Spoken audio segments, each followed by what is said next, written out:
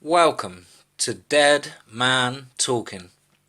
Tonight's show is entitled It Knows Who We Are. My name is Mika, and last Friday I had a dream. I was alone in my parents' house watching TV when I heard a thump from upstairs. I got up and I went to look, and when I got there I could see a disfigured humanoid creature, glowing eyes in the corner of the room. I woke up as it ran at me. Typically this would not affect me at all, as I am 16 and have long since passed the stage of being scared of my dreams. But it's what happened last night that has compelled me to tell you my story. It was about 6 p.m. and my parents were out on a date. Typically they would be gone for several hours, arriving back at home around 1 in the morning, 2 in the morning. This meant that I had the entire house to myself. Typically I played video games or watched a movie, and that's exactly what I planned to do this time. I sat down on the couch, turned on my PS4 and began to play on some COD.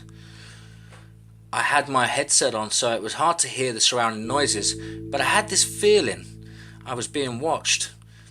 The hair on the back of my neck was standing up and I was getting chills.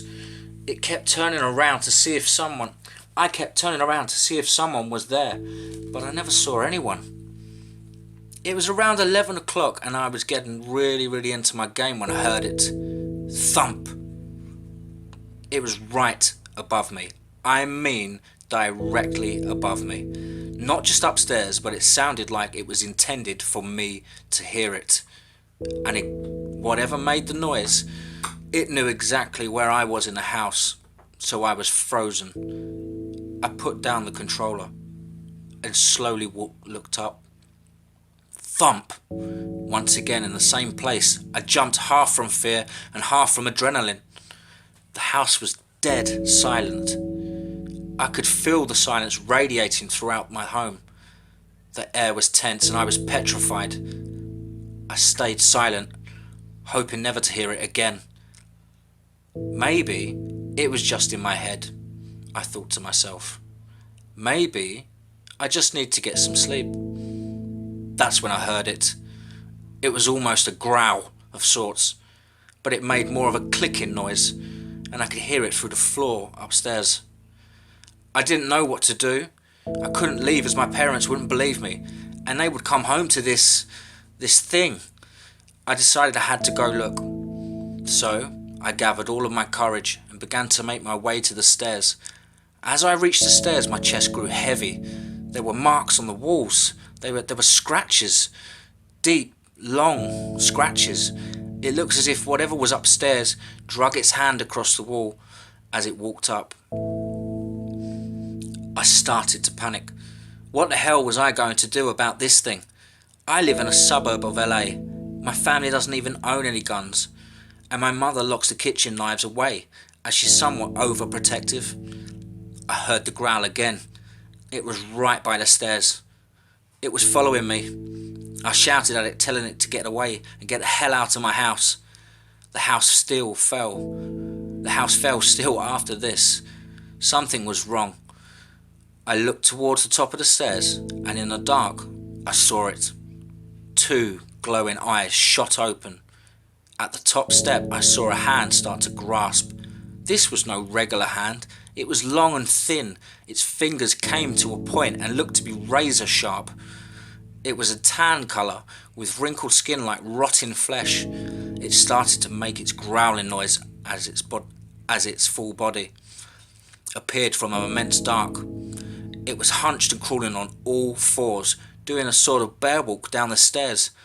Its long razor fingers digging into the stairs almost as if it was giving itself support and trying to stabilise itself. I ran straight for the door. I could hear it chasing after me, and it was gaining. The door had never seemed so far away, and I could hear it screech as it ran after me. The most god-awful sound you could ever hear.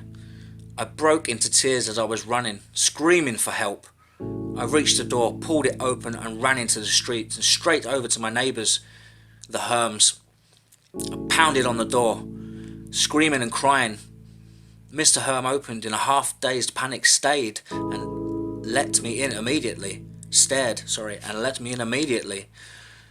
He started to question me, but before I could even finish the sentence, a pounding started on his door.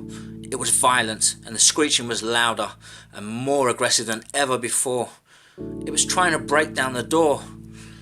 Mr. Herm ran to the phone and dialed 911. The entire time he was on the phone, the pounding and the screeching persisted. It never let up. This creature just kept swinging as hard as it could. It sounded like it was throwing its head and arms into the door, trying desperately to get it open.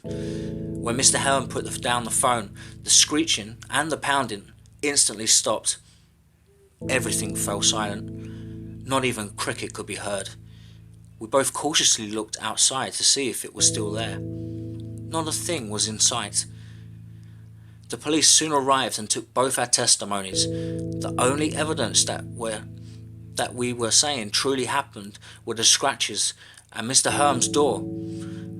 I took the police to my house and showed them everything, gave them a rundown of the events. They went straight upstairs and called both myself and my parents up.